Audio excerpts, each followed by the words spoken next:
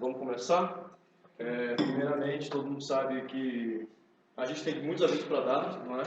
Depois, eles serão transmitidos depois. Primeiro, a gente tem que começar pontualmente a apresentação do professor José Edil. Ele é professor aqui no UNB de Engenharia Elétrica. Vai ser uma apresentação a respeito do livro Burocracia, de Ludwig von Mises. E estamos todos ansiosos, né, para ouvir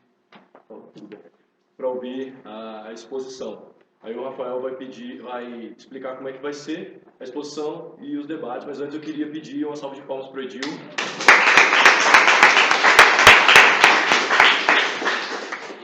Um aviso aqui, hoje tem sorteio do DVD, de sempre, do Biltão, todo encontro a gente está sorteando um.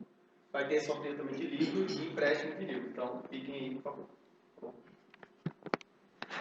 Boa noite, gente. Só vou explicar com mais detalhes como é que a gente vai fazer as coisas hoje, né? Então, o Edil vai falar 45 minutos, né? Se ele precisar de mais tempo, ele vai falar mais tempo. E, se espera, né, que seja 45 minutos. E depois nós vamos começar um debate, né? Ao contrário da última vez, a gente não vai ter tempo máximo para as pessoas falarem, vai ser o seu bom senso, né? Que vai limitar o tempo, né? O seu, o meu e o de todo mundo que vai limitar o seu tempo. Bom senso. E é basicamente isso. A gente vai falar sobre burocracia, né? Eu acho um tema muito interessante. É um tema bastante cotidiano na vida de todo brasileiro. E o Edil vai abordar de uma forma mais técnica, né? A questão da burocracia, né? A gente usa muito a palavra de forma vulgar, né? O Edil vai analisar a questão de uma forma mais técnica, né? Basicamente isso. Espero que todos aproveitem o debate e a noite. Edil? Obrigado, então, gente. Tem muita gente nova aí, né? Um monte de gente que não me conhece. Meu nome é Edil, o Fábio fez uma apresentação muito gentil. Né? Eu sou professor aqui da UNB, estou dando aula lá no departamento de engenharia elétrica. Tá? Eu tenho essa carinha de novo, mas eu não sou tão novo assim, né? O pessoal aqui, tá? Eu vou falar um pouco hoje, tá, gente, do livro Burocracia do Mises, tá? Eu vou me basear exclusivamente nos argumentos dele, nos tópicos dele, porque esse tema da burocracia é tratado por vários autores, com várias perspectivas diferentes, tá? O que é bem interessante do Mises é que ele é um economista, mas que ele usou algumas técnicas da sociologia, que vem um pouco da filosofia, para tratar de temas econômicos. Então, ele extravasa um pouco esses temas econômicos, assim, no livro que era para ser de economia. Ele acaba tratando lá, tem um capítulo, vou mostrar para vocês, que é consequências psicológicas da burocracia. Né? Então, a filosofia dele extravasa tudo isso. Tá? É bem interessante de ler o livro dele, é muito fácil de ler, esse autor é muito tranquilo de ler. Tá? Só fazendo uma breve história, quem que é esse cara? Tá? Eu sempre gosto, na hora que vou começar a ler um livro de um autor desconhecido, assim, procurar no mínimo um pouquinho de informação sobre essa pessoa. Tá? O Mises, ele é um austríaco, nasceu em 1881, no final do século XIX. Tá? Ele morreu em Nova York em 1973. Ele, em 1900, se eu não me engano, com 19 anos, ele ingressou na Academia de Viena para fazer os seus estudos em economia e etc., na escola de leis lá dele, que seria equivalente à escola de direito, né? Tá? E ele, em 1906, ele virou doutor em direito pela Universidade de Viena. Tá? Você vê que é um negócio meio rápido, assim. Ele não era exatamente um gênio, tá, gente? Se você para pensar assim. Porque hoje a gente demora 4 anos na graduação, 4 a 5 anos, mais 2 anos no mestrado, mais 4 a 5 anos no doutorado. Uma década nesse processo aí. E ele fez isso em 6 anos. Mas era muito diferente também o jeito que era, a forma como o título era otorgado para as pessoas, tá? A partir do momento que você tivesse um notório saber ali dentro, não me interessava muito se você tinha graduação, etc. Tá? Se tinha um notório saber, você virava doutor. Aquilo era muito menos burocrático a coisa aqui. Tá? Um pouco mais autoritário, até, mas menos burocrático. Tá? Era um filósofo, ele se considera um economista, e tipo, a maior parte dos livros dele são livros que tratam de temas econômicos. Tá? Mas ele é considerado também um filósofo e sociólogo. Tá? Porque ele estudou muito como construir seus argumentos com base na praxeologia, que foi assim, a grande contribuição dele para o campo econômico, tá? Na minha opinião, mas eu não sou um grande conhecedor também, você sabe. Talvez seja até interessante fazer uma exposição sobre os pensadores das escolas, tá? Seria bem legal, por exemplo, de economia para fazer isso. Tá? Mas uma grande contribuição dele foi a praxeologia, que é um estudo baseado não em observações empíricas, assim, que era como a economia se baseava muito. Ele olhava lá um fenômeno e falava, isso aqui está acontecendo, então sempre acontece assim. Ele se baseava num estudo muito mais dedutivo, tá? Muito mais próximo do que o pessoal da escola de engenharia faz, por exemplo. Tá? Você tem algumas leis universais, algumas hipóteses, você constrói conclusões com base nessas hipóteses. Tranquilo? Então é uma abordagem científica um pouquinho diferente dos outros caras. Tá? É um dos grandes pensadores da escola austríaca, que é a escola que se baseia nesse método da praxeologia para fazer as suas considerações. Tá? Muito considerado por muito grande nome da escola austríaca, assim, um grande papa da coisa. Tá? Mas dizem que ele não era um cara muito fácil, tá, de lidar, não. Os próprios companheiros dele, os seus alunos e os seus mestres, eles falavam, cara, esse cara aqui, tem várias histórias assim dele, vários relatos, várias histórias que encontrando e falando, cara, olha, esse cara, ele é, assim, as conclusões dele estão sempre certas e etc. Pouca gente discordava das conclusões, do método como ele chegava nas suas conclusões, tá? Mas ele era meio famoso por dar uns ataques, uns pitis, assim, dar uns ataques, tá? Então, tem um meme aqui que circula bastante na internet, né, que é esse World a Bunch of Socialists, que a gente usa bastante, inclusive no Facebook, né, a gente usa bastante isso, tá? Que é um relato do Hayek contando que aconteceu isso aqui numa conferência de economia, que ele se irritou um pouco com as pessoas lá, com os argumentos das pessoas, e ele não estava conseguindo falar, ele pegou, levantou e falou, vocês são todos socialistas, vão embora, tchau. E foi embora. Né? O que é super deselegante fazer isso, super grave, assim, no meio da comunidade acadêmica. Tá? Dependendo, né? Dependendo. Outra coisa, brincadeira. Outra coisa que eu gosto muito também de fazer quando eu vou... Isso. Seja bem-vindo. Seja bem-vindo. Outra coisa que eu gosto muito de fazer quando eu vou ler um livro novo, assim, conhecer um pouco mais da história do livro, dos argumentos, é entender um pouco do contexto histórico que acontecia naquele momento ali, quando aquilo surgiu, cara. Porque a gente vai ver, a gente não, né? Você fazendo a leitura do livro, você percebe que vários termos que ele usa são termos que tem uma conotação, hoje já tem uma conotação um pouco diferente, né? Socialista ali. Tinha uma conotação para ele bem aquele socialismo russo, tá? Para a gente ganhar assim, um termo mais abrangente, etc. Tá? Então, entender esse contexto, quando surgiu a ideia, é bem interessante para você mergulhar um pouco mais, né? O Mises, vocês viram lá, ele, no começo do século XX, ele já era um pensador, um filósofo, já produzia, tá? Ele chegou a assistir a Primeira Guerra Mundial, tá? Ele era austríaco, trabalhou na Áustria, trabalhou no Ministério da Guerra austríaco, tá? Ele era um antinazista, por isso, depois, em 1940, no começo da Segunda Guerra Mundial, ele se mudou para os Estados Unidos. Ele se exilou e falou, vou embora daqui porque eu vou me matar. Tá? Então ele era fugindo um pouco desse movimento. Mas ele assistiu a Primeira Guerra Mundial, ele assistiu à ascensão do nazismo, ele viu o surgimento lá do Partido Nacional Socialista Alemão, né? Ele viu o Hitler em 1933 virar o chanceler, né? Chanceler da Alemanha, tá? E ele viu tudo isso. Ele viu a Grande Depressão de 29, tá? Que durou, não tem meio que uma data de término dela, a data de início é aquela dia fatídico da crise, da quebra da Bolsa de Nova York, tá? Mas ele viu isso aqui tudo antes do livro. Ele viu ainda o que é o chamado New Deal, tá? Que foi um conjunto de medidas, principalmente do governo americano, para poder combater o que estava acontecendo no New Deal. E ele faz muitas referências a muita coisa que aconteceu nessa época, medidas tomadas nos Estados Unidos. Tá? É bem interessante. Eu mesmo provavelmente vou procurar algum livro especificamente sobre essa época aqui para entender um pouco melhor esse contexto dessa época.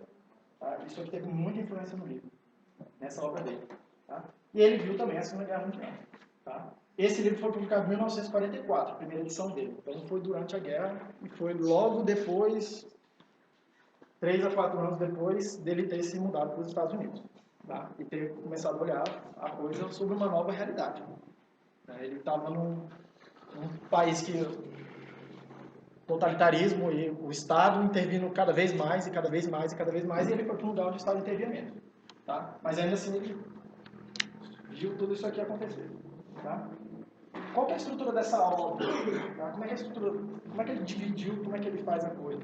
Tá? Ele faz uma introdução, uma revisão assim de alguns conceitos de mercado, o que é economia de mercado, o que é totalitarismo, tá? Vou tratar um pouquinho aqui. Tá?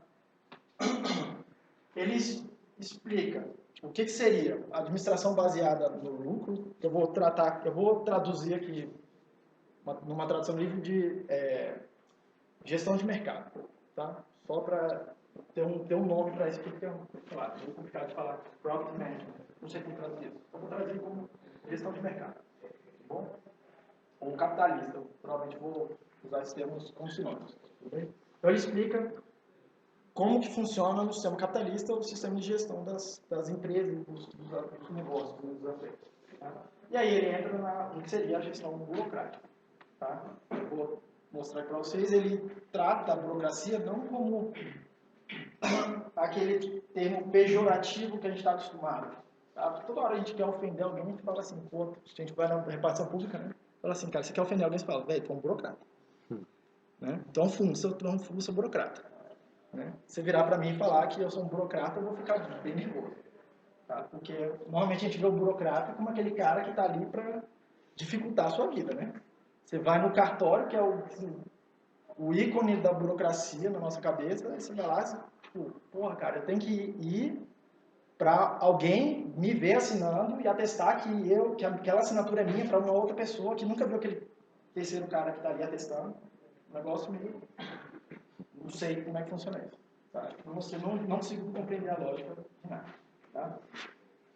E aí entra um pouco nos argumentos, nas citações dele, que estão na introdução do livro. Tá? Ele começa falando um pouco dessa coisa do... Tudo bom? Essa coisa de que a burocracia, tá? Na visão dele, ele fala um pouco disso da papelada, etc. A burocracia, na visão dele, não é esse fenômeno de ter muita regra, de ter muita coisa. Tá? Mas a burocracia, ele começa a falar aqui que seria um sistema de gestão diferente e que ele tem uma visão um pouco mais ampla sobre isso. Tá? E aí ele fala aqui que no começo ele começa a fazer um pouco da perspectiva histórica dessa coisa, tá? Bem superficial, mas muito com o viés do que aconteceu nos Estados Unidos, apesar dele não estar morando nos Estados Unidos na época que esses fatos são narrados, né? Ele ainda morava na Áustria. Tá? Então ele viu surgindo aquela política do New Deal, que é muito mais o Estado intervindo na economia para poder recuperar, fazer recuperação econômica. Tá? Ele viu isso aqui. E aí ele fala que, pô, uma grande questão que é levantada logo no começo do livro é, cara, o Estado intervir não quer dizer, tá? Não quer dizer que isso seja uma coisa malvada. Esse exatamente o termo que ele usa, evil, uma coisa assim, malvada. Tá? Ele fala, cara, isso aqui só reflete, esse Estado intervindo cada vez mais, só reflete uma coisa que os próprios cidadãos queriam na época. Tá? Os legisladores estavam lá, fazendo suas leis e fazendo bolando essa estrutura toda, nesse contexto todo, e os votantes, eles concordavam com isso, porque os representantes do povo eram reeleitos e continuavam fazendo as mesmas leis no mesmo caminho. Tá? E ele fala, isso não foi uma coisa nem inconstitucional que foi feita, foi tudo dentro dos processos legais que existiam na época, tá? E nem antidemocrático. Tá? Ele argumenta, e eu concordo um pouco com ele, que ele fala o seguinte, cara, a partir do momento que as pessoas não quisessem mais os eleitores, tá? Isso deixaria de existir ou ser muito diminuído, esse problema da burocracia. Tá? E eu concordo um pouco com ele hoje, tá? É um problema, assim, como que a gente combate essa coisa da burocracia. Tá?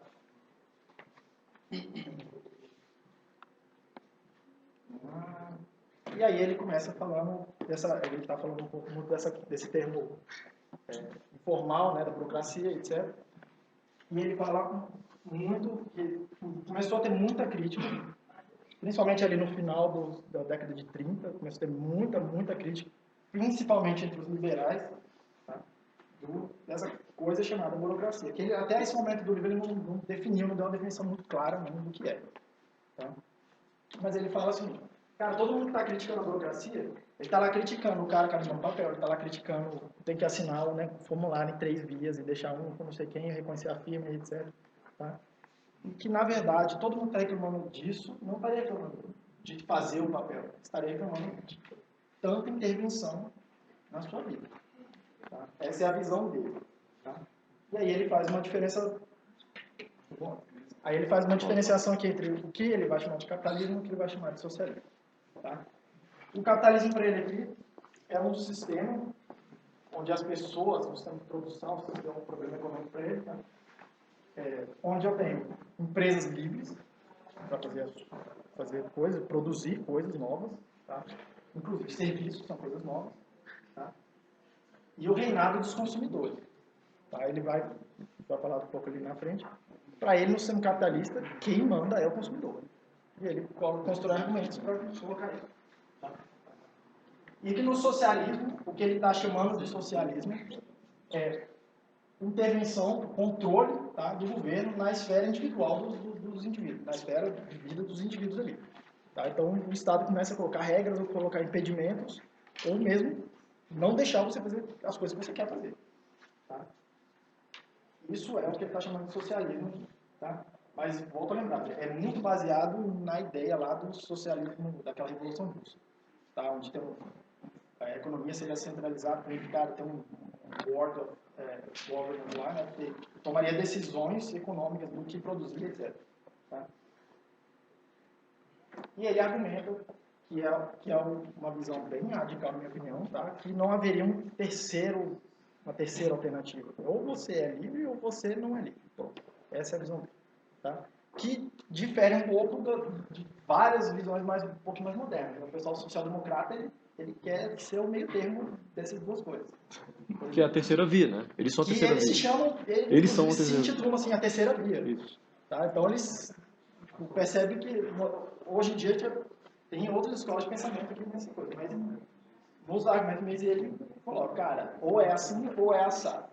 Tranquilo?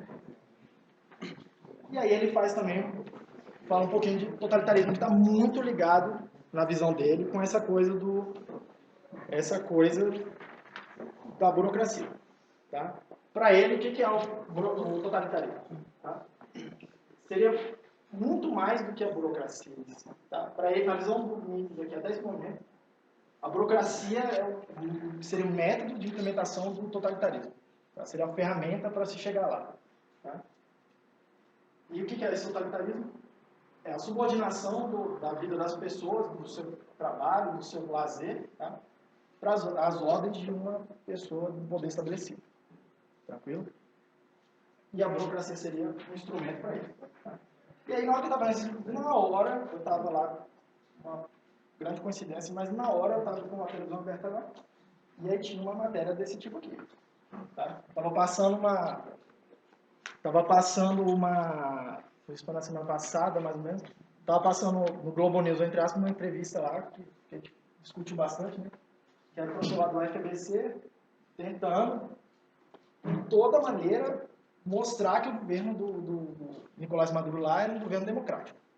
Tá? Era o argumento dele, porque tinha eleições livres. Tá? Se você parar para pensar, usando o mesmo argumento do Mises, é um governo democrático, mas não deixa de ser um governo totalitário. Tá? Não deixa de ser um governo totalitário. Tá? Ele fixou aqui, por lei, um lucro máximo que a empresa pode ter. Tá? Isso. E daí a gente cai numa definição do que é democracia, né? Exatamente. E aí a gente começa a trabalhar uma definição de democracia. E do que é totalitarismo também. Exatamente. Sim. Tá? Sim, eu vou apontar isso para Para apontar aqui. Tá? Não necessariamente um regime de Estado democrático não é totalitário. Não é totalitário. A democracia não é garantia de que não haja totalitarismo na nação. Tranquilo? Isso não é garantia de certo que não é. Tá? Hoje a gente está vendo que ele está com muito problema lá. Tá meio tristinho, porque tá tendo, todo mundo está meio que querendo dar porrada nele, né? Tá? Um outro exemplo que eu me lembrei, rapidinho aqui, que tem um cara que também está tendo problema, É o Obamacare, né? Que está tentando impor um pouquinho da sua visão lá do Estado entender um pouco mais nessa questão da saúde. Está ficando um caso meio emblemático. Tá? Inclusive, eu ri muito quando eu vi essa foto aqui, porque eu estava muito triste por causa disso. Tá? E aí ele fala aqui, cara, o que você está falando quando você quer falar da burocracia, não é o problema da burocracia em si, tá? Quando você vai lá reclamar do cara e tudo. Mas é dessa intrusão da burocracia na sua vida, tá vendo? E aí a gente está vendo movimentos contrários a isso, né? O 2 emblemático está acontecendo aqui, na nossa porta, tá? Nosso vizinho está aqui todo dia lá, pessoal saindo na rua, quebrando tudo e protestando e falando, não queremos mais isso. Tá? Ou pelo menos não queremos mais isso dessa forma. A gente também não sei, é difícil saber uma multidão está pensando contra, né? E a gente assistiu isso também aqui. Tá? Lá aqui é 5 km de distância. Tranquilo? Aqui era o povo falando, cara, tá ruim. Tranquilo? Apesar de que a gente tem diferenças entre as reivindicações que a gente está observando. Tá? Lá, a maior parte das reivindicações que tem chegado até a gente é menos Estado, quero menos intervenção. Aqui, parece que é um movimento um pouco contrário. Né? Passe livre. Passe livre. Aqui, o que a pessoa vai lá e pede é, eu quero mais Estado, eu quero mais dinheiro para a educação, eu quero mais dinheiro para a saúde. De que dinheiro é esse que o pessoal está pedindo? Tá? O dinheiro dos nossos impostos. Eles pediram mais Estado, eles estão tendo mais Estado, né? Mais polícia, mais bomba. Exatamente, né? Exatamente. O Robocop do Rio de Janeiro, você viu? O Robocop, carioca agora. Né? Mas é. Exatamente. Lançaram o Robocop do Rio de Janeiro. Essa introdução do livro, ele faz essa contextualização. Tá? É tudo muito frouxo, etc. Assim, até é fácil de ler essa parte do livro. Essa introdução do livro é fácil de ler por causa que ela é muito frouxa, mas você fica, cara, mas está muito... Depois de ser acadêmico, você vai olhar e falar, pô, isso é muito técnico. Pô, isso tá faltando, né? Falta definir as coisas, tá? E aí eu vou me ater só ao capítulo 1 e 2, que foram as leituras recomendadas, tá? O capítulo 1 dele, ele fala de como é a administração sobre regime que ele chama lá de capitalista. Ele usa muito esse termo capitalista, apesar de eu não gostar muito, tá? Eu gosto de falar de mercado. E no segundo capítulo ele fala de como que é esse regime burocrático. E lá vão aparecer definições para ele. O que é a burocracia, implicações disso, etc. Tá? Eu vou parar por aí na apresentação.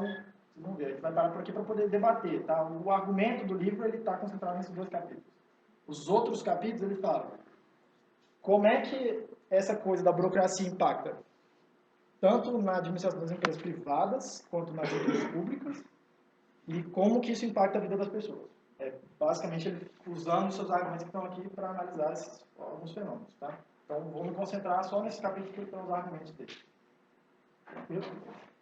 Então, ele começa fazendo uma revisão do que é o sistema capitalista, que ele chama lá de capitalista. Tá?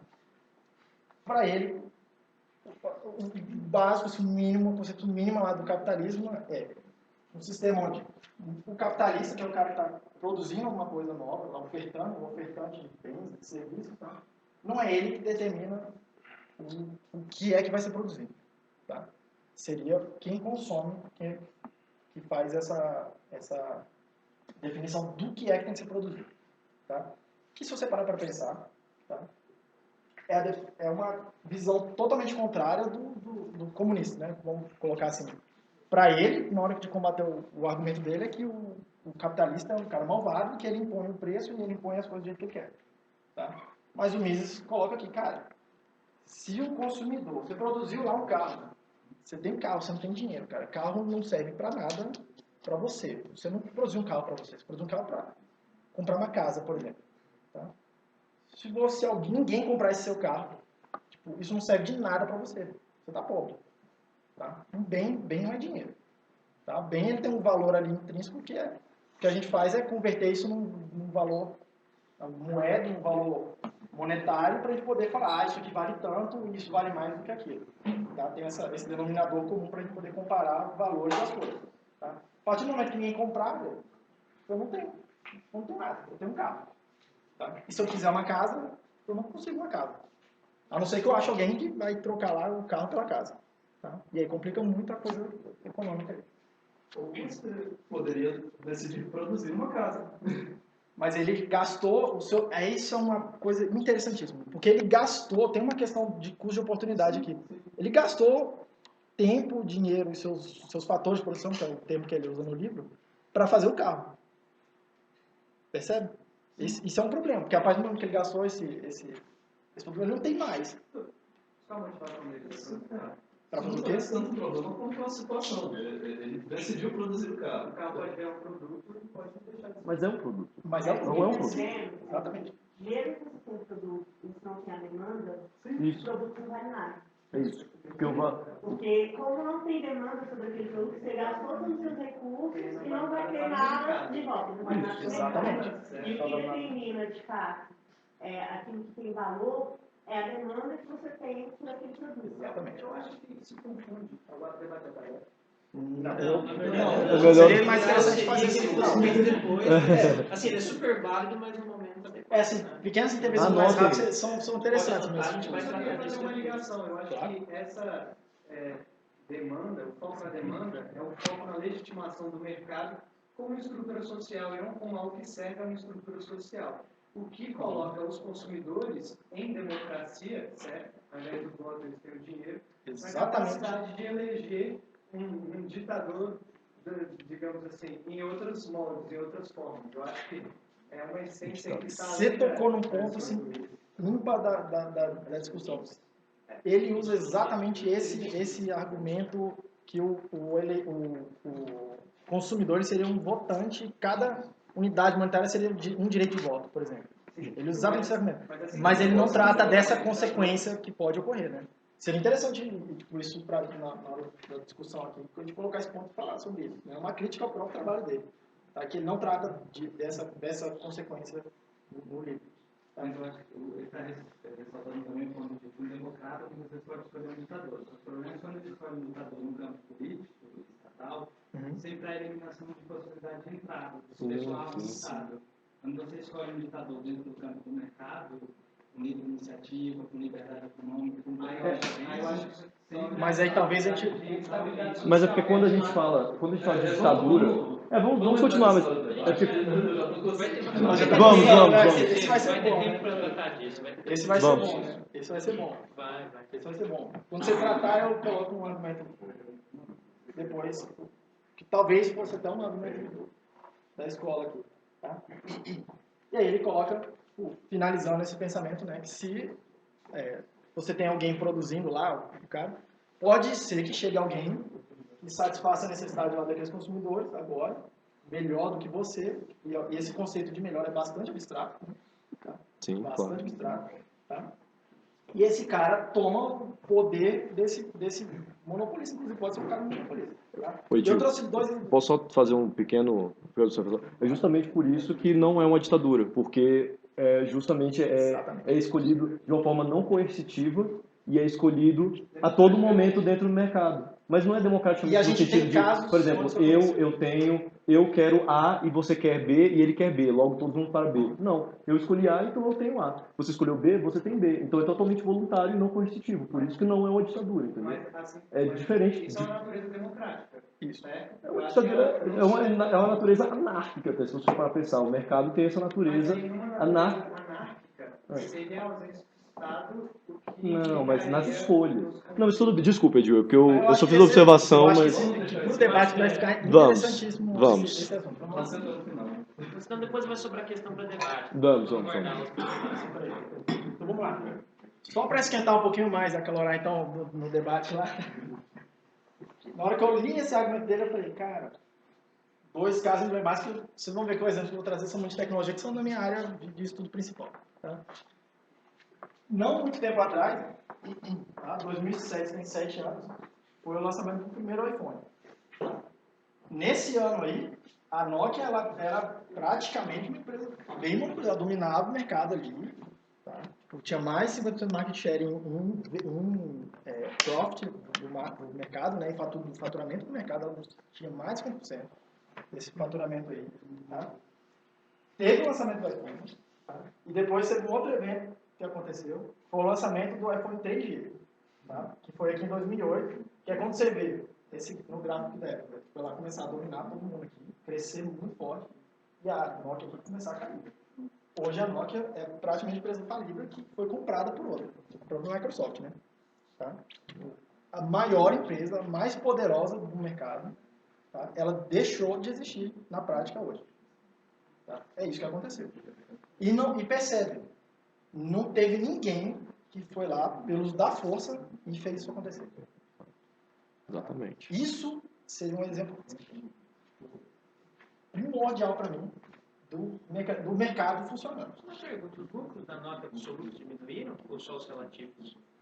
Ela já operava lucro, ela já operava tipo, uma margem de lucro já bem menor do que as outras empresas. Mesmo em termos absolutos. Ela operava com muito fatia de faturamento, mas ela não era uma empresa exatamente eficiente. Tem várias coisas que contribuíram para isso, tá? Tipo, se você quiser entrar em detalhe depois, a gente pode falar um pouco na discussão aqui do por que isso aqui e tal. Posso dar um pouquinho da história, tá? Outro caso emblemático aqui, tá? Outro caso emblemático é a história do Internet Explorer. Tá? Até o começo da década, dessa década, o Internet Explorer tinha quase 90% do mercado. O mercado lá de browser. Antes dele, já tinha tido a Netscape, que era monopolista. Tá? Então, o Internet Explorer já tinha conseguido derrubar um monopólio antes. Tá? Sem ninguém. Monopólio. Disponibilidade de browser? Não é disponibilidade, isso aqui é um gráfico de uso, né? Quanto que as pessoas estão usando. Porcentagem das pessoas estão usando. Market share, tá falando aqui, né? Não é disponibilidade. Tá? Para perceber que essa coisa da disponibilidade vai muito ao encontro do argumento que aconteceu ali antes. Não adianta nada eu ter um carro se ninguém quer aquele meu carro. Não adianta nada eu ter um browser muito bom se ninguém quer usar. Porque me parece que ele, na verdade, não era monopolístico, ele só era profundamente preferido, que havia opções. Inclusive o Mosaic, que era o havia opções, né? do Internet Explorer. Isso, havia opções. Tanto que essa questão do haver opções é que fez isso aqui acontecer. Tá? E haver novas opções, tá? É que faz tudo mudar. Hoje em dia, a gente percebe que está caindo isso aqui, apesar de que ele está disponível, né? Se ele está disponível lá, ele está lá. Mas as pessoas não usam ele. Tá? As pessoas simplesmente não usam mais ele. É simples assim. Usam ele para baixar o seu É tipo isso. Usou ele para baixar outro browser? Eu só queria fazer uma observação. Nesse caso, nesse exemplo do Internet Explorer, tem um detalhe que encontra algo polêmico entre os libertários, que acho que você já bem sabe, que é o fato que a Microsoft foi condenada. Eu nem ia mencionar muito esse caso. Tá. Mas, de fato, a Microsoft, tipo, esse é um caso um pouquinho diferente lá do da Apple. Né? O da Apple, a Nokia ninguém falou para ela assim, você não pode fazer tal coisa. Ela foi fazendo e chegou um outro cara fazendo coisas melhores, tá? Melhores do ponto de vista aqui do mercado, e dominou e ela quebrou a outra. Tá? Aqui não, aqui teve intervenções externas, sim. Tá? Mas há discussões, tipo, qual o impacto de verdade real dessa coisa. Muito bom, Mark. Existe uma discussão muito pesada a respeito da conveniência da intervenção no antitrust. Dos Estados Unidos. E pode ser um tópico interessantíssimo para debater aqui também. Que é um tópico bastante difícil. O Bernardino sabe muito sobre isso, ele estava querendo apresentar sobre isso. No futuro, ele que vai apresentar. É o Bernardino que vai apresentar. Não, o dia a gente pode deixar para outra coisa. Superada essa etapa aí, tá? Que ele faz uma revisão do como é que é o mercado, etc. Ele começa a fazer uma revisão dele do o que seria o cálculo econômico, tá? No livro lá do mesmo. Eu não sou um profundo conhecedor, mas essa aqui era a área de especialidade acadêmica do Mises, tá? O cálculo econômico, o problema do cálculo econômico. O que é esse problema, tá? Esse problema ele está resumido nessas duas afirmações aqui. Cara, eu tenho fatores de produção lá que ele chama, e ele está incluindo aqui bens disponíveis lá para produzir coisas, né? Insumos, sei lá, o nome que os economistas dão para isso. Vou chamar aqui de insumos. Os seus trabalhadores, o seu capital humano, tá? E a tecnologia disponível. Tranquilo? A problemática aqui do cálculo econômico por Mises eu tenho esses fatores, a tecnologia vai me dar diferentes opções de como usar esses fatores. Tá? Qual desses projetos de uso dos meus fatores que é o que eu deveria escolher e executar? Essa é a pergunta chave daqui no cálculo econômico. Tá? E aí ele argumenta que nesse sistema capitalista, essa decisão é baseada no preço de mercado. Tá? No preço. Então ele chega, né, nessa conclusão de que, cara, eu preciso ter um método de calcular um preço no final das contas. Tá? E percebe que essa é uma coisa um pouco subjetiva. Tá? Se eu chego lá no supermercado lá, cara, tem 4 ou 5 tipos de maçã. Uma custa R$1 o quilo, outra custa 2, ou 3, 4, 5. Tá? Qual delas eu vou comprar? Tranquilo? Eu vou escolher, é tudo maçã. Tá? Eu vou comer, é tudo mais ou menos do mesmo tamanho, né? Tem maçã gala, tem maçã fuji, tem maçã verde, tem maçã não sei o que. Saca mais dessa. Tem uma porra de maçã. É tudo maçã, cara. Se eu quiser comer maçã, eu vou comer uma delas ali e eu vou ficar satisfeito. Mas percebe que elas são diferentes entre si. Tá? Pô, eu prefiro a maçã Fuji porque eu acho que ela é mais durinha e etc. Ela não é aquela maçã assim meio isopor, que é a gala que é mais baratinha, etc. Pô, então, subjetivamente eu dou mais valor para aquele bem ali do que para o outro. Tá? E o preço reflete essa minha escolha. Tá? Então eu fico mais disposto a pagar mais por aquela característica daquele bem. Tranquilo?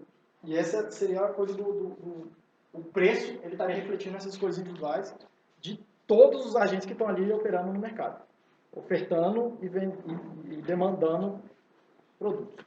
Tá? E aí ele, já no final do capítulo aqui, tá? Ele gera vários argumentos, que aqui ele coloca aquela questão do cada unidade monetária daria, é como se fosse uma cédula de voto que daria direito a você dar um voto para o capitalista ali, tá? Continuar ou não continuar no mercado. Aqui ele começa a colocar esse argumento do voto, etc. Tá? E ele coloca um argumento aqui, uma consideração que é bem que a gente escuta também do comunista ali dessa época aqui falando, né? Ok, tá? Isso aconteceu na Alemanha, por exemplo, antes da guerra. Tá? Ok, então é o mercado que vai determinar ali os seus bens e qual é o bem mais importante que deve ser produzido ou não. Tá? E aí ele começou a observar, isso já, olhando o que aconteceu na Primeira Guerra, já tinha se encerrado há bastante tempo, né? Quando a publicação desse livro aqui. Ele observou que aconteceu o seguinte, pô, na Alemanha o pessoal, eles começaram a se preparar para uma eventual guerra, tá? Por N motivos, ou forçar uma guerra, mas eles começaram a produzir borracha internamente. Então o Estado começou a ter fábrica de borracha e etc, para ter esse bem disponível lá. Tá? Lembrando que na Primeira Guerra não era uma guerra de aviões e de coisa, bombardeio, etc. Era gente com metralhador, era o que tinha de melhor, assim, já no final da guerra. Né? Era a melhor arma que tinha. O alemão ali já estava começando a fazer tanque já no final da guerra também. Era a melhor coisa. Então, era uma guerra de carro e trincheira. Tá? E ninguém jogando bombas nos outros, assim. Trincheirava lá e ficava jogando bomba no outro. Tá? E aí, para avançar, você tinha que ir lá, pegar muita gente e jogar dentro da trincheira para matar todo mundo, cara. Um negócio para morrer mesmo, para sanguinário. Tá? Borracha era um insumo importante, cara, para poder produzir carro de guerra. Tá? E ele argumenta lá que vários outros países que não fizeram essa preparação, eles tiveram que correr atrás disso durante a guerra. Então tiveram que botar um esforço muito maior durante a guerra para ter borracha, importar e produzir borracha lá. Tranquilo? E aí o Mr. Payne coloca aqui, cara, primeiro, esse problema da defesa externa é o problema do Estado. Não é o problema do mercado se preparar para uma guerra, né? Forçar uma guerra. Guerra é coisa de um Estado brigando com o outro. Tá? Por definição. Por definição. Né? Então, o que tem a ver o mercado se preparar para uma guerra? Tá? Então, isso seria obrigação de fato do Estado se preparar para isso. E aí ele começa a olhar e falar. Aqui você começa a sentir um pouco daquela coisa assim, que o mesmo é um anarquista, né? Ele fala, cara, tem coisas que o Estado tem que fazer, de fato, inclusive se preparar para a guerra, uma delas.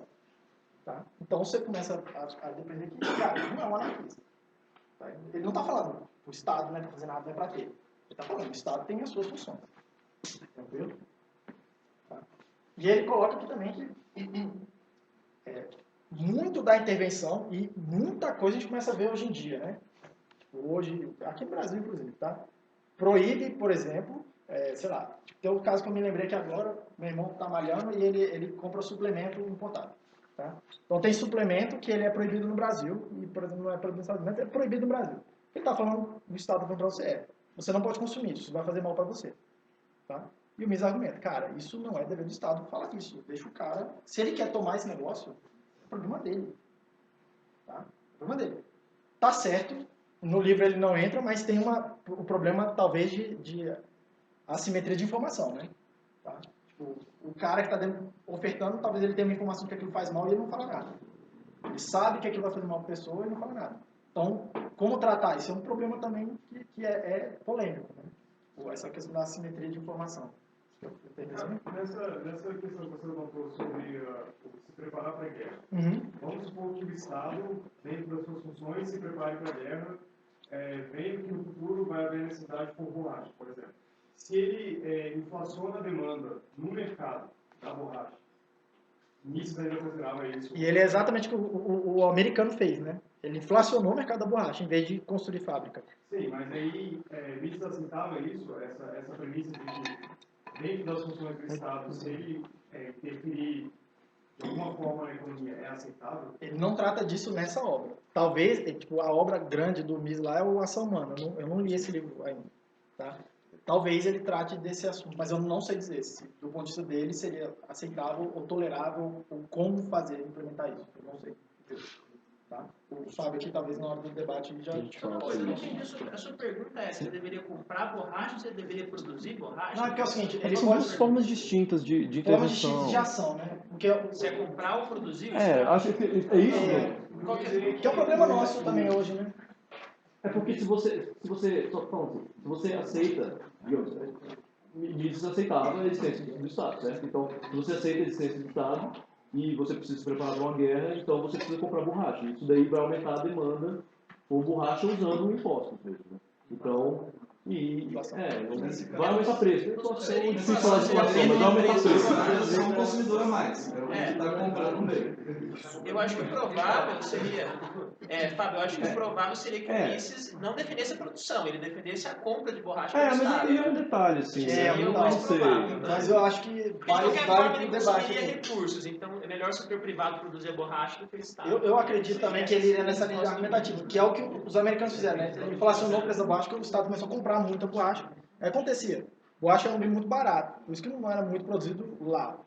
A partir do momento que o Estado começa a falar, vou comprar a tal preço, e coloca artificialmente coloca o preço mais alto, ele gera um incentivo para ter a produção lá dentro. Foi isso que aconteceu. Que foi o caso. Que foi o caso. Que não foi o caso lá dos europeus. Eles chegaram e começaram a produzir borracha mesmo. Sim, mas o Estado, foco da minha pergunta não era a questão da produção ou da compra, mas sim se a intervenção estatal baseada na premissa de que isso é algo que deve ser resguardado ao Estado. Se isso aceitava que isso fosse feito pelo Estado, porque vamos supor, por exemplo, que o Estado se preparasse para a guerra, aumentasse a demanda por borracha e inflacionasse o preço da borracha e não tivesse guerra. Então esse Estado sofreria uma retaliação do povo enorme, porque você fez gastos para algo que não veio. Então, isso ainda aceitava essa premissa? Então, assim, tem alguns amigos aqui que entendem de economia austríaca muito mais do que eu, mas acho até melhor a gente discutir isso depois, mas eu acredito que, pelo que eu entendo, o Mises era favorável à defesa ser executada pelo Estado, portanto eu acho que isso é uma consequência, entendeu? Eu acredito nisso, mas talvez o Marco que está aqui, que é do Instituto Baumenger, o Lino que está lá atrás, são caras que sabem muito de economia austríaca, eles podem responder melhor. Ele não entrou nesse detalhe nas obras dele. Ele entendia as funções de defesa do Estado, mas não como seria operacionalizado. O detalhe que ele entrou foi a defesa do alistamento, mas como que o Estado vai se defender, se vai comprar, produzir... A questão operacional. Não quero começar o debate agora, mas o ponto que eu estou falando é que se você aceita essa premissa, e você parte, por exemplo, seja lá por uma eleição democrática, seja lá de qual for o meio, de que o Estado, por exemplo, tem que fornecer saúde, então, no final, o Mises está corroborando que o Estado deve pagar pela saúde. Porque isso está dentro da função do Estado, ele deve prover aquilo. É por isso que tem Rothbard, né? Justamente por isso que existem os anarcapitalistas, justamente por causa desse argumento. É justamente isso. É por isso que... o Bernardinho. Pode ser que tenha uma confusão, às vezes, no emprego de ter inflacionar o preço. E quando você fala inflação, você fala Ele usa geral inflação. do preço. E você vai fazer uma variação de preço relativo, não quer dizer que vai ter um aumento do índice geral de preço. Segundo o auxílio, geralmente, por todo ano, toda inflação é um aumento da massa monetária. Ou seja, você pode, por exemplo, fazer que o preço da maçã custe menos em termos de banana. Mas se você analisar de maneira geral, pode ser que a variação da taxa geral de preço não tenha variado. Simplesmente um preço vale menos do que o outro. Agora, eu entendi o que você quis dizer de falar que o preço de um fica mais caro, que fica associado, alguma coisa assim. Mas eu acho que tem que ter atenção desse termo. Assim. E ele usa exatamente também inflação. Nessa obra aqui, pelo menos, ele usa também inflacionar o preço. Né? Tem outro caso que é emblemático disso aqui, né, que foi aquela questão da proibição de venda de bebida alcoólica nos Estados Unidos. Né, que gerou lá o Capone, etc. Aquela galera toda foi fortemente contra essa galera toda aí. Tá? Esse tipo de ação. Né, seria contra. Tá? E aí ele começa a explicar. Beleza. Agora eu já tenho a minha premissa aqui. O que seria o mercado? O que seria esse cálculo econômico? Como as pessoas tomam decisão ali dentro do mercado? Tá? Ele começa a falar, começa a colocar o argumento de como seria a administração de negócios dentro desse ambiente. Tá? E aí a coisa começa a ficar bem interessante a partir desse ponto do livro aqui. Tá? Quem começou a ler aí e achou meio chato, eu recomendo seguir até aqui começa a ficar mais interessante, na minha opinião. Tá? Porque ele começa a ficar um pouco mais palatável, inclusive, para entender o que está acontecendo. Tá? Começa a discussão aqui. Beleza? Para o Mises, ele fala assim, beleza, já que a decisão é toda baseada lá no cálculo econômico, para o capitalista, tá? Pro capitalista, não interessa tanto os detalhes ali das operações. Tá? Ele pode dividir o trabalho entre diferentes departamentos ali da sua organização, ele pode dividir o trabalho, e ele tem uma métrica agora muito objetiva de se aquilo ali deu um bom resultado ou se deu um resultado ruim. Tá? Que seria a questão do bookkeeping aqui, que é a contabilidade da empresa. É só ele chegar e falar assim, cara, olha, você é dono de uma rede de sei lá, de restaurantes aqui. O exemplo que eu botei aqui, inclusive, que é o exemplo do Bordejo. Tá? Eu conheço o dono do Bordejo lá do Suécia. Tá? Ele tem uma rede de restaurantes. Tá? Que não é só o Bordejo, tem umas 7 lojas, eu acho, em Brasília, né? O Bordejo. Ele ainda é o dono do Feitiço Mineiro, do primeiro do Sudeste do primeiro. Então, o cara tem uma rede de negócios, tá? E aí ele fala assim, cara, para ele não interessa o detalhe de funcionamento de cada loja, tá? Mesmo porque ele tem muitas lojas. Tá? Ele ia ficar meio doido mesmo administrando o detalhe, tem que colocar o guardanapo em cima da mesa assim, nessa mesa aqui dessa loja e tal. Tá? E na outra loja tem que colocar o guardanapo assim assado, e o talher. Tá? Ele não precisa tratar desse assunto. Ele pode botar um manager lá, um gerente para fazer aquilo, tá? Seria um departamento aqui na linguagem da obra do Mises, e falar assim, cara, esse departamento, eu dou liberdade para o cara e simplesmente falo para ele, olha, vai lá e dê lucro. Make profit. É a frase do mundo. Tá?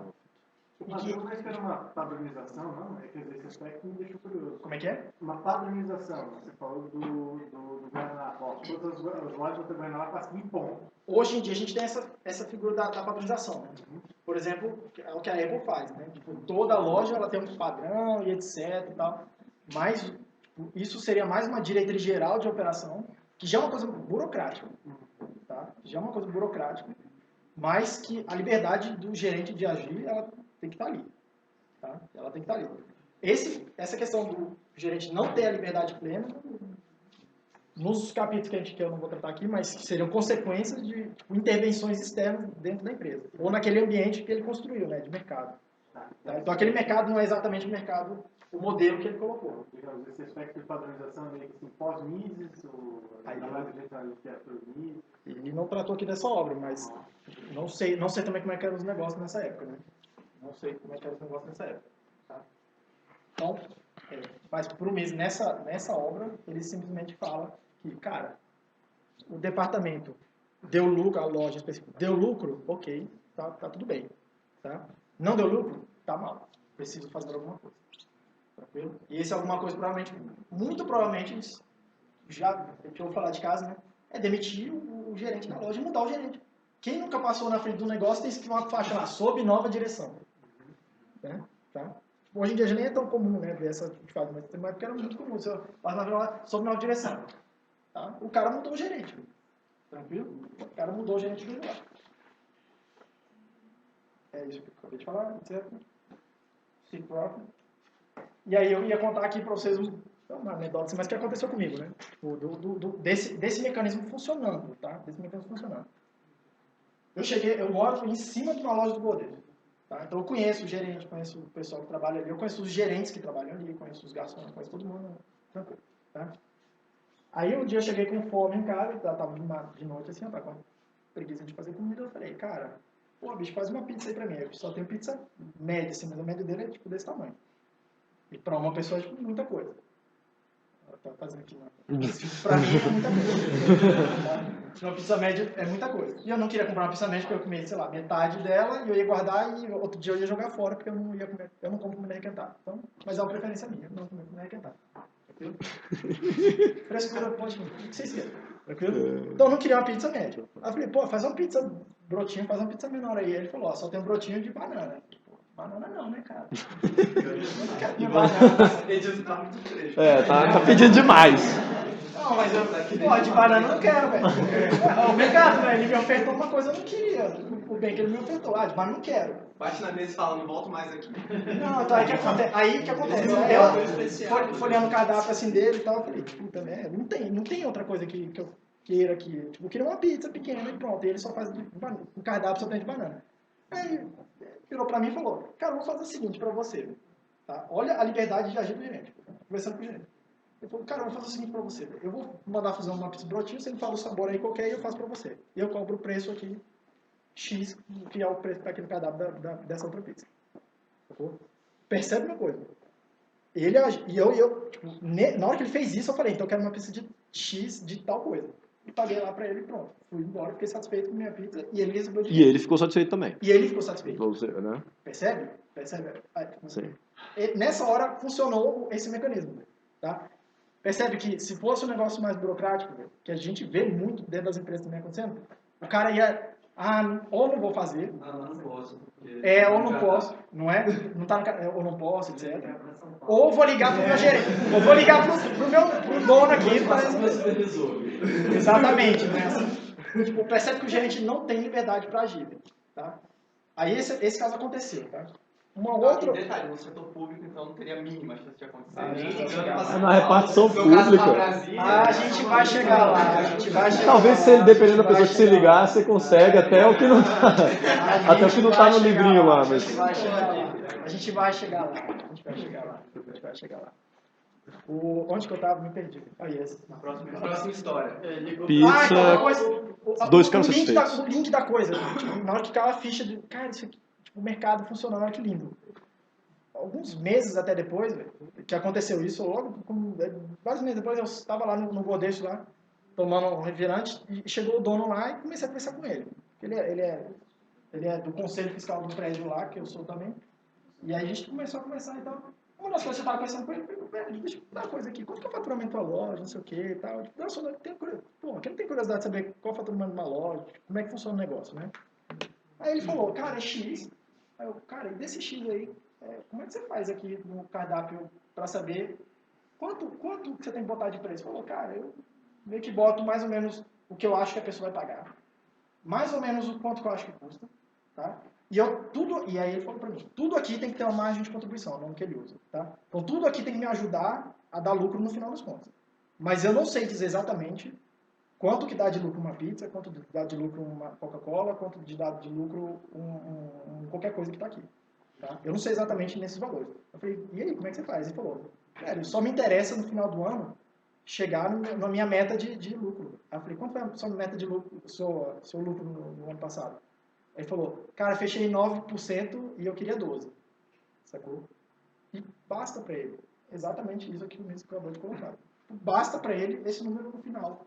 Ele sabe que aquela loja deu 9% de lucro em cima do faturamento para ele. Tá? Ele ficou satisfeito com isso. Tá aqui, provavelmente, porque ele não demitiu o gerente, a gente está lá até agora. É porque me parece que isso não é tão contrário à coisa toda da burocracia, porque também no ramo de restaurante, fiquei sabendo, tem um chinês muito doido que tinha um restaurante que ele fazia a conta até de quantos palitos de dente por cliente eram usados. Aí é o sistema de gestão dele, né? Mas justamente para ele ter certeza que vai atender essa margem de lucro. Sim, mas aí é o sistema de gestão interno do cara, né? De como ele vai fazer. Mas o que o Luiz está argumentando é que, cara, basta que dê lucro. O capitalista não interessa o que seu gerente vai fazer lá dentro. Mas isso, limites, é um dever ou ele simplesmente está retratando uma situação factual que leva ele a se comportar de determinada maneira, assumindo que ele quer sobreviver no mercado? Isso é que demorou para cair a minha ficha nessa coisa do que ele chama de praxeologia, né? Para ele não ter um dever. Se tem um dever, é uma obrigação que alguém externo me impôs. Então já não sou livre para fazer. Tá? E a partir do momento que eu sou livre para tomar decisões, qual a decisão que eu vou tomar? Aí é o que ele coloca algumas outras obras da questão dos incentivos. Eu tenho um incentivo para operar de uma determinada maneira. Vou tomar minha decisão daquele jeito. Aí ele vai muito nessa linha. Oi? E essa questão permeia toda a obra dele. Essa questão do incentivo e tal, que é aquele argumento filosófico lá dele atrás, lá, como que a pessoa toma decisão. Como ele construiu os seus argumentos em cima disso. É impressionante como é coerente o jeito que ele faz as coisas. Você pode até não concordar com o argumento, mas é extremamente coerente. Eu acho que é completo. Pode ser, entendeu? Pode ser, mas é extremamente coerente. Tá? Mas vamos discutir depois, né? Vamos discutir depois. Esse incompleto é até um problema de engenharia. Tá? Tá, vamos lá. Aí ele começa a falar um pouco isso aí é uma questão em resumo, é a questão do como seria o gerenciamento naquele modelo capitalista do grupo. Tá? Ele entra um pouco na como é que seria a gestão de pessoas, etc. Tá? E como é que seria o salário, como pagar as coisas. E aí, ele coloca assim uma discussão aqui que é muito interessante, que para ele o salário é um bem como, assim, o posto de trabalho é um bem como outro qualquer, o salário é um preço também. Tá? Isso é um ponto meio pacífico aqui pra gente, né? E ele coloca uma frase que é assim: simplesmente não se pode pagar para ninguém mais do que aquela pessoa que produz. Tá? Que é como seria a decisão de dar um salário para um fulano ou não dar um salário para um fulano. Tá? Aqui entra um pouco, assim, um primórdio, arranha um pouco a questão da utilidade da pessoa, né? Tipo, a questão da produtividade marginal aqui do trabalho, né? Que vai ser expressado em outras obras. Tá? Mas me chama um pouco a atenção, do ponto de vista do Mesier aqui, esse é uma das coisas, tá? Duas coisas pode dar manga assim, para um debate aqui, talvez também. Tá? Primeiro, tá? Essa questão do salário mínimo, que é meio ponto pacífico entre os liberais, que não deveria ter. Salário mínimo?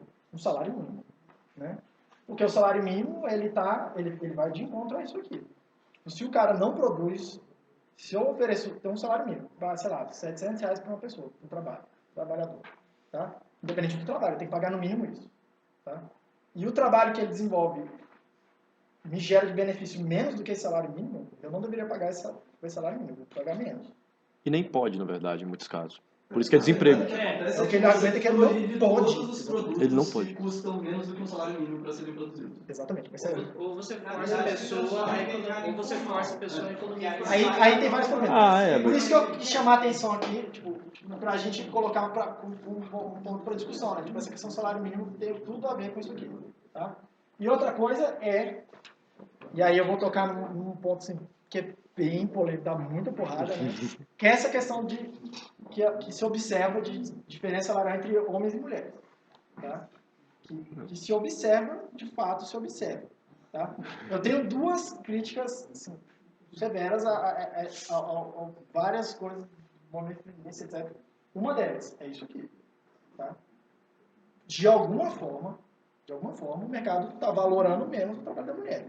De alguma forma, ela produz menos. Sim, usando esse argumento mesmo. Tá?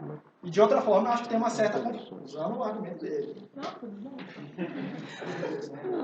Outra coisa, eu acho que tem uma certa confusão no movimento feminista entre correlação e relação. O que é administração burocrática? Tá? A imagem que a gente tem de burocracia, velho, é mais ou menos isso aí, né?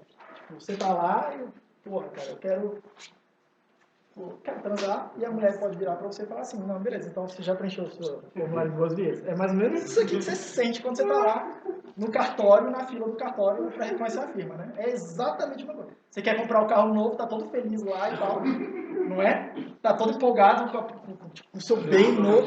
Hã? Cadê o comprovante de renda? Né? E aí vem alguém e fala assim pra você, velho, você preencheu o formulário?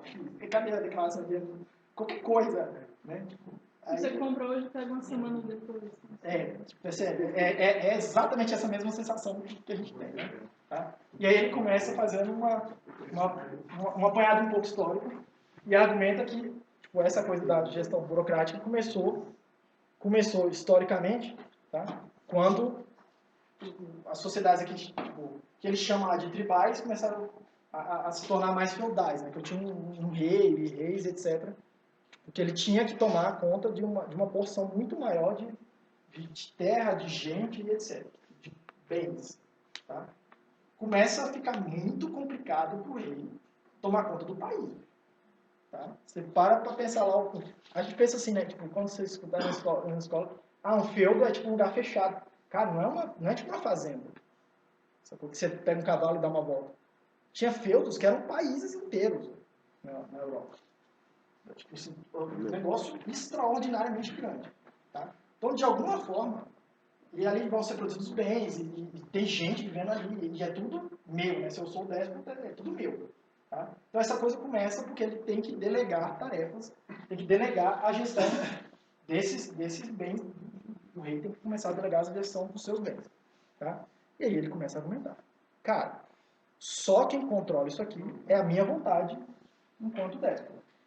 Tá? Tudo aqui está sob o meu domínio. Se eu falar que é para aquele cara morrer, ele vai morrer. Tranquilo? E aí, na hora que eu tenho que colocar um representante meu, ele fala em meu nome. Porque eu não estou lá. Mas ele é o meu representante. Ele é eu sei lá como é que é o nome que as pessoas usavam para as coisas lá. Ele é o meu delegado. chefe. É o meu delegado. Um O meu chefe nesse lugar aqui vai ser o Fábio aqui agora. Variar lugar para lugar. Sabe, espera da Bailey, se fosse do Carlos Magno, era o Meet Dominity. Se fosse na China Imperial, era o Mandarim. Depende do lugar para lugar. Tá? Mas esses prefeitos, né? Tipo, esses caras, eles falavam em nome do rei. E eles tinham autoridade dentro daquela circunscrição dele ali, tá? Exatamente igual do rei. Então, ali dentro, ele era o monarca daquele local. Tá? Inclusive, ele podia delegar, fazer uma delegação interna, etc. E aquele delegado ali dentro, ele virava um outro monarca dentro daquilo. Tá? E aí você para pensar. Tá? Eu sou o rei, imagina que eu sou um rei bonzinho, só que eu não mato ninguém e tal, eu evito isso. Você não é rei.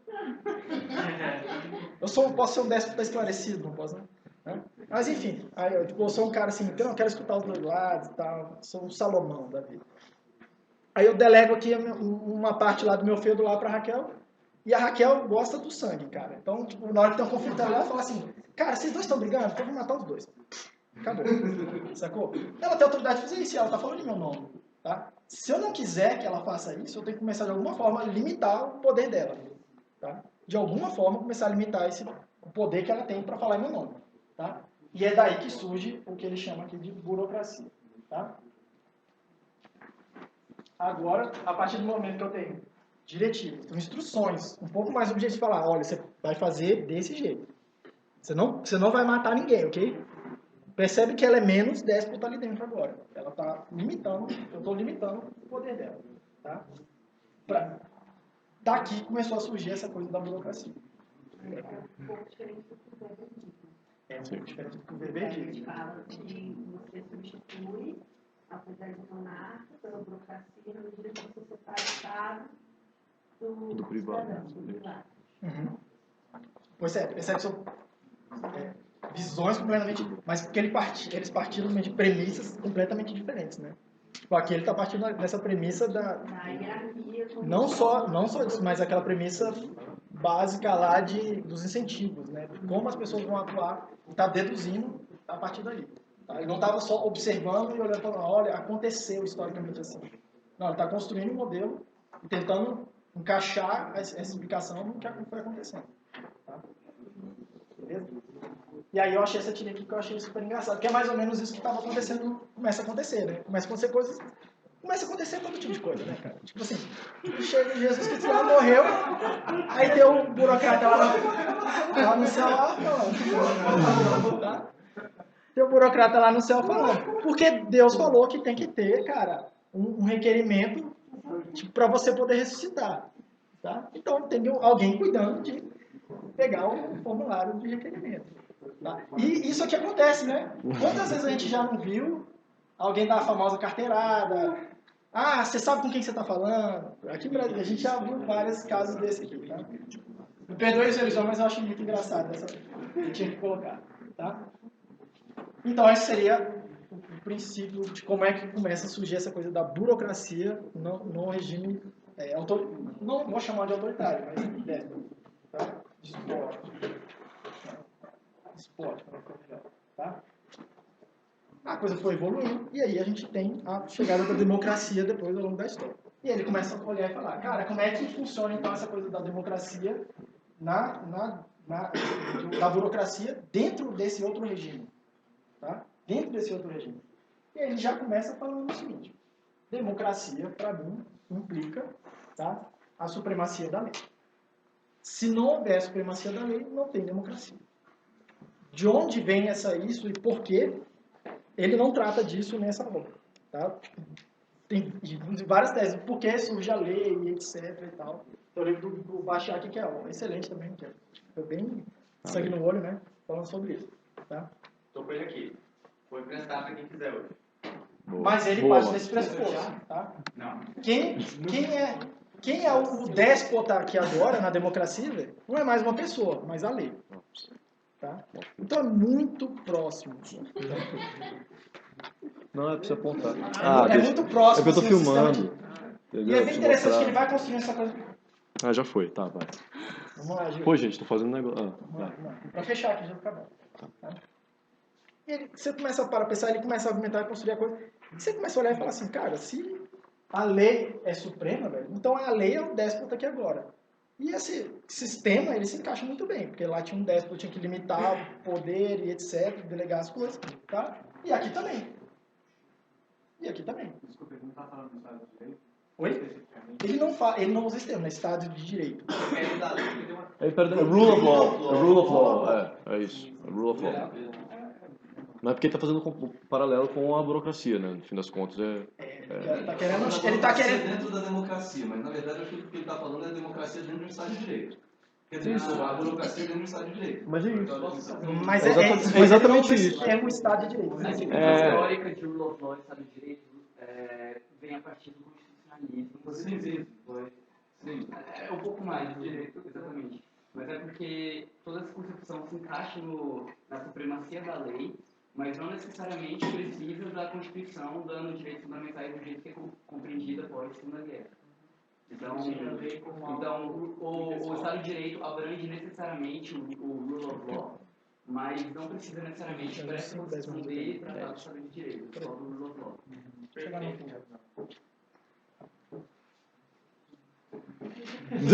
Foi mal, não tá prestando atenção. Não, mas foi boa isso. Foi boa? Foi. E aqui ele começa a colocar e faz mostrar essa coisa da democracia e etc. Tá? Seria na democracia você vai ter um representante também lá, e vai ter um cara que tem que tomar decisões. Tá? E esse cara, esse representante, que agora é representante do povo, né? Enfim, o que quer que ele seja, tá? Mas que ele é eleito lá no princípio democrático, etc. Tá? Ele tem todo um aparato de uso da força, cara. E ele tem que ser limitado por causa disso. Que seria muito próximo da limitação daquele gerente feudal lá. Que, o rei é o povo aqui, a lei, no caso. Tá? O povo, seria todo mundo, né? E o cara representante lá, um presidente de um país, seria um subgerente desse. E ele tem que ser limitado para poder corresponder às vontades desse primeiro cara que é supremo aqui. Tá? E aí me volta aquela questão, me faço uma pergunta que eu vou colocar para discussão, aí, inclusive, tá? Que eu acho que é uma pergunta que está totalmente relevante assim, no contexto de hoje. Cara, o governo desse cara aí é democrático ou não é democrático? No final das contas. Hã? Eu acho que essa é a pergunta mais importante. Eu acho que importa, cara. Eu acho que é uma discussão...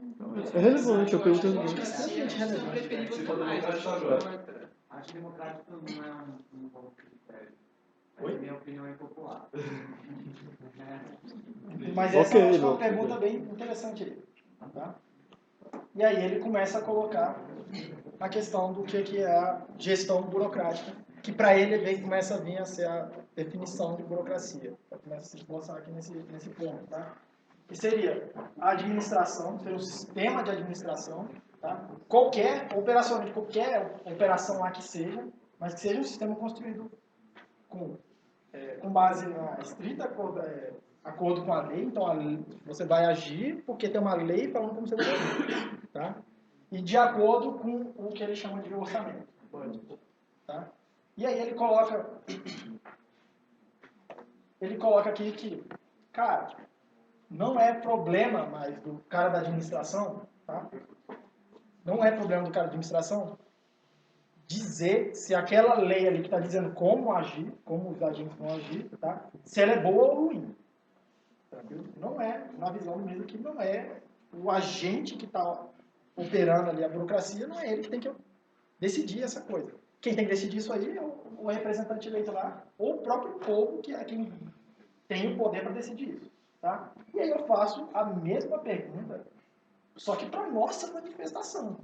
Porque tipo, há um questionamento forte tipo, entre os liberais até mesmo, argumentando que, cara, a manifestação aqui no Brasil é legítima e democrática, que lá na Venezuela, que lá na Venezuela é legítimo e democrático, seu povo se manifestar, e aqui não seria.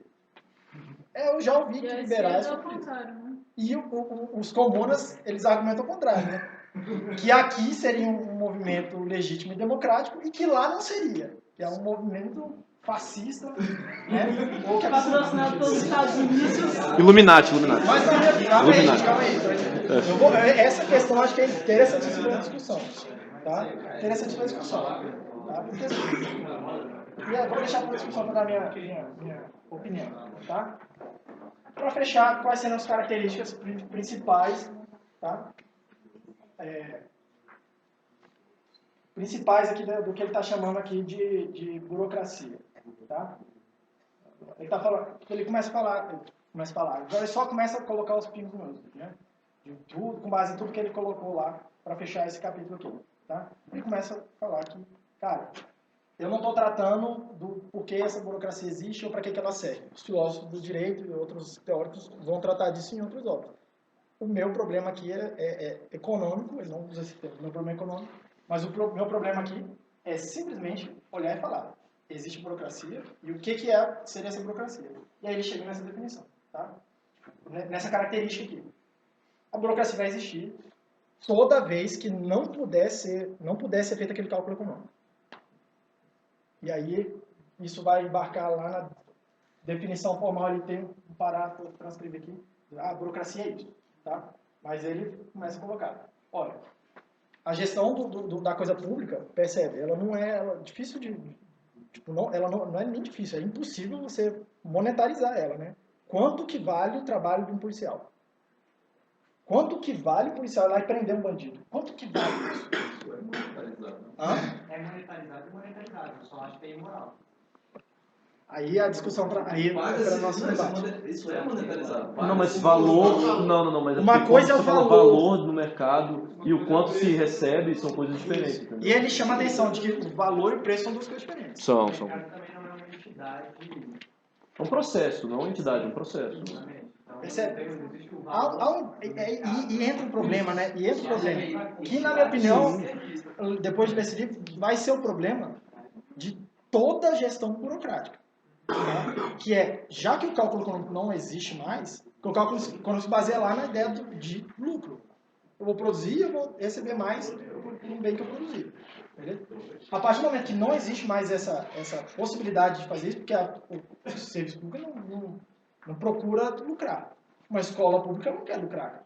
Ela quer dar educação para as pessoas. O objetivo é muito diferente. Tá? Um hospital público não quer lucrar. Ele não quer ganhar dinheiro. O cara lá não quer ganhar dinheiro. O Estado não quer ganhar dinheiro. quer dar saúde para as pessoas. Mas isso, ele pode medir quanto dinheiro dá quanto de saúde para as pessoas. Pode, e eu vou colocar isso aqui no Mas final custos, né? Isso é para custo. colocar, mas aí gera implicações. Tá? Mas é médio de money terms. Claro. Mas continue. Oi? Não é que isso. Desculpa. Não, pode. Pode prosseguir. Pode prosseguir. Vamos lá. E aí ele fala aqui que é isso aqui. Na administração pública não tem essa questão do preço de mercado, dizendo para mim o que é bom, o que é ruim. E percebe que não é nem só dizer o que é bom e o que é ruim. Tá? Eu não tenho esse cálculo econômico funcionando para dizer como alocar aqueles meus recursos lá. Gente, meus bens, meus prédios, minhas máquinas e a minha tecnologia. Tá? Qual o plano executável? Eu não tenho mais isso. Tranquilo? E aí daí surge esse aparato. Quem vai dizer, no final das contas aqui na burocracia, quem vai dizer o que fazer? A lei. E a lei é uma coisa arbitrária, né? Tipo, a gente pode argumentar que quem vai fazer a lei. Sim. É uma discussão também que surge, né? Mas quem vai definir isso que agora é a lei. Percebe? Nesse sistema de gestão. Então o cara que está lá no hospital, o gerente lá do hospital público, ele não quer saber se... ele não tem como valorar lá se deu dinheiro ou se não deu dinheiro ao hospital dele. Se deu resultado ou não deu resultado monetário. Tá? Desde que ele cumpra a lei. E aí começam a aparecer casos. Vou trazer exemplos aqui de coisas que aconteceram nos últimos dias aí. Tá? E aí ele traz a definição dele formal do que seria a burocracia. Tá? Justamente esse método de gestão. Tá? Percebe que ele não trata de como operacionalizar a coisa. Ele não fala assim, vai ter um formulário X e tal. Isso é tudo problema da lei lá, de como vai definir. Tá? Mas seria esse método de gestão que não tem como oferir aqui um resultado de preço de mercado. De valor, né? De mercado. Não, preço. É porque cash value não é exatamente preço, assim, né? Como o preço se traduz, como o valor se traduz no preço. Porque, por exemplo, eu posso pedir para você, por exemplo, você carimba um negócio para mim durante um mês por 20 mil reais, é isso que é serviço público. Sim. Entendeu? Você vai querer, mas isso quando é feito top-down, assim, pelo Estado, não reflete um valor de mercado. Ele tem um preço, você aceitou um preço, mas não reflete um valor... Quem vai dizer que precisa ser a lei, não é mais aquele mecanismo. Sim, exatamente. Que ele definiu lá atrás. É exatamente isso. Só essa diferença. E essa seria a diferença. Mas é bem essa a proposta dele, né? De que são dois tipos de administração essencialmente diferentes. Essencialmente diferentes. Funcionam de forma diferente. E ele começa a colocar várias coisas aqui. Olha, isso aqui não é necessariamente bom ou ruim. Mas essa é a função dela. A função dela não é funcionar. A função dela é limitar. Ele falou aqui, operar cegas, porque não há um sistema de preços genuíno operando. Para mim, não ver uma coisa. Mas Edil, vamos fechar aí, cara. Não, fecha aí não. Você pode, assim, continua. Não precisa fechar não, mas continua. Eu queria ficar muito claro naquele ponto que você falou, e esse outro tem também o preço oferta, né? O próprio setor público que estabelece o valor dos preços. E não é nem o setor público, né? Tipo, a lei veio e falou, eu pago 20 mil reais pra você fazer isso aqui. Ou a lei falou, o setor público resolve o valor. Mas de qualquer jeito é fundamentado na lei. Tudo fundamentado na lei. Tá? E aí ele chega aqui num capítulo e fala assim, tipo, é exatamente a tradução livre aqui, mas exatamente o título lá desse último capítulo lá dessa sessão desse capítulo. Tá? Cara, isso aqui é uma cruz que tem que ser carregada. The Crux of Bureaucracy. Tá? E ele fala lá, só para fechar a coisa aqui, que é uma coisa que começa a trazer muito pro cotidiano. Tá? Aqui o livro já começa a ficar menos técnico, assim, na minha opinião, assim, tipo, muito teórico e tal, e começa a tentar analisar coisas acontecendo mesmo. As empresas e tal, começa a dar uma introdução nisso. Tá?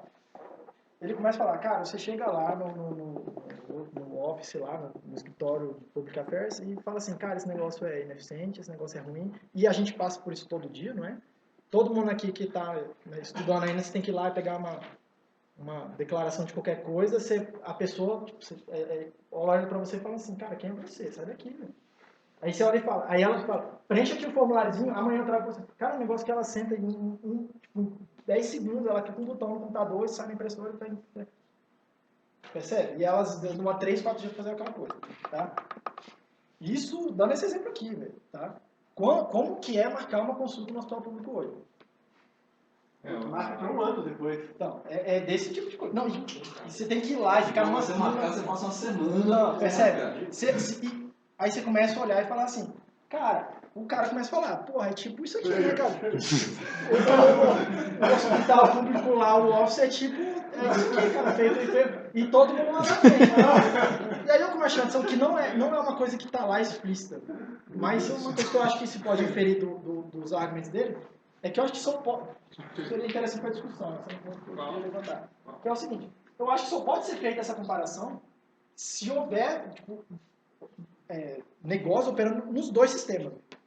Por exemplo, eu consigo falar aqui que a escola pública é ruim, e aí eu vou pular um monte de coisa aqui, porque eu vou chegar lá no final. Tá? Eu só consigo falar que a escola pública é ruim, cara, ou que esse hospital aqui é bom, ou que esse hospital aqui... Esse é público, não é do Lula? Esse hospital aqui é o Sírio Libanês, assim, então. Eu só consigo dizer isso, dependendo já do texto, já não mais... Não está escrito lá. Eu só consigo, talvez, comparar e falar, isso aqui é bom e é eficiente e funciona, e isso aqui é ruim e é ineficiente e não funciona, porque eu tenho esses dois modelos comparando. E aí eu queria colocar para discussão, porque eu não sei, se eu queria abrir, já vi uma negação ali. Eu não sei, mas vamos deixar para o debate. Eu queria colocar essa questão. Tá? Isso foi tipo, a minha visão aqui, na hora de terminar de ouvir. Tá? Isso acontece em todo lugar, né, cara? Acontece lá no hospital público, tá? Acontece na escola pública, tá? Então eu trouxe, por exemplo, uma queixa aqui rapidinho por exemplo, do estudante que botou lá no Facebook lá, eu só trouxe aqui porque ele botou lá, o DCE botou e publicizou isso aqui, tá? Então ele falando assim, cara, olha só, meu professor é malvadão e eu fico muito ansioso porque ele não me dá as notas. E ele meio que está pedindo para ter uma regra da administração superior para a pessoa ter um prazo para dar as notas, o professor ter um prazo para dar as notas, tá? E eu argumentei com ele lá que, na discussão, que não adiantava nada baixar uma norma porque as normas já são descumpridas. Que é um problema também da burocracia, né? A partir do momento que o aparato da força não está lá coagindo as pessoas, se ela não quiser cumprir a regra, ela não vai cumprir, né? Tá? E eu argumentava que, pô, cara, não precisa de mais regra, tá? Não precisa de mais regra. Aliás, uma regra a mais não vai adiantar, porque já tem uma porrada de incentivos aqui para as coisas não funcionarem.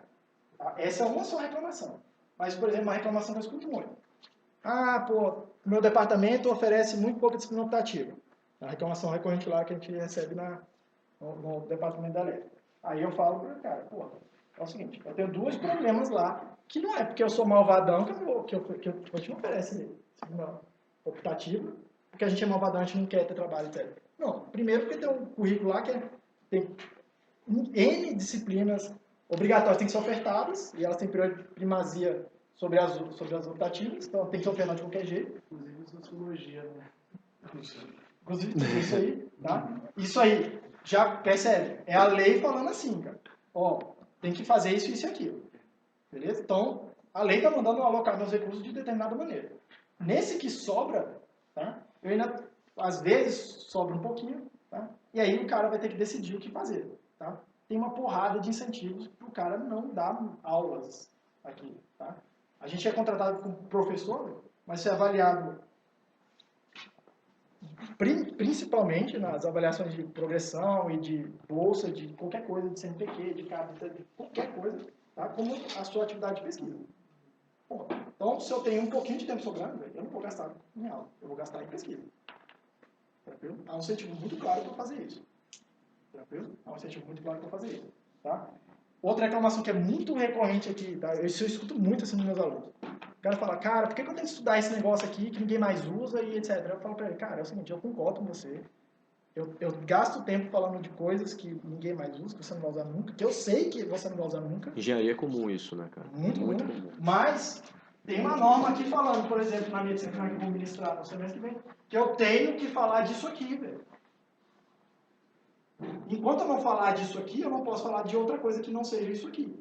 Só que isso aqui já ocupa meu tempo no semestre inteiro. Não, são 30 aulas, eu já gasto 30 aulas falando disso. Tranquilo? Então não há espaço para fazer isso. Tranquilo? E aí, só para concluir, tá? Só para concluir, o Mises lá da depreensão da leitura dele lá, ele coloca, isso é minha conclusão, tá? Ele coloca isso como um sistema de gestão inevitável. Não é necessariamente ruim ou ele é ineficiente, etc., porque as pessoas têm são ruins, etc. E eu acreditei muitos anos que não funcionava porque as pessoas que estavam lá dentro eram ruins, ou porque o gestor era um gestor ruim, que é o papo do social-democrata. Aqui do Brasil, social-democracia do Brasil. Sim, bem claramente. Podia ser coisa pior, né? Tá em vídeo. Tá em vídeo isso aqui, tá? Tá gravando isso aqui. Tá. Confissões do Edir. Eu estou publicizando, não tem problema essa coisa. Tranquilo? Eu acreditei durante muitos anos que o problema era as pessoas que estavam lá. Depois que eu virei fumo aqui, Fábio, eu fui olhar e falar, cara, pô, todo mundo aqui quer que funcione, mas o sistema não funciona, cara. É tipo, tá errado. Alguma coisa tá errada. Tipo, e é além das pessoas. Tá? E aqui essa é a minha conclusão aqui, tá?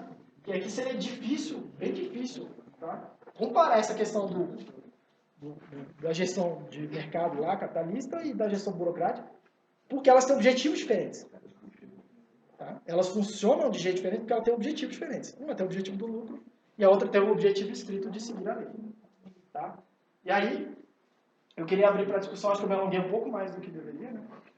Pouquinho. Mas eu acho que... Muito bom, Edil.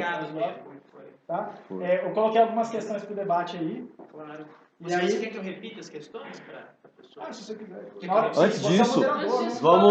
vamos dar palmas pro Edil. Muito bom. Vamos abrir para o debate, então. Vai sobrar pouco tempo para o debate. Mas que horas são agora, Pavão? 20 para as 9. Vamos fazer, então, 40 minutos, pode ser? 9h40, certo? Tem bastante gente aqui hoje. Vamos fazer espacial. Aí 9h40, 9h20 a gente acaba. E dá a Sim, mas tudo bem. Então, gente, boa noite. Quem veio aqui a primeira vez? Poxa, veio bastante gente, né? Vou virar para vocês. Sejam bem-vindos, tá? Sejam bem-vindos. Ok? Então a gente vai começar com a discussão. Quem quiser falar, por favor, levante a mão. A gente vai começar na ordem espacial. Daqui pra cá. Então, Ana Raquel. Não. Cada um foi falando comentários e tal. É laissez-faire temático, entendeu? Livre mercado de ideias. É isso. Ana Raquel.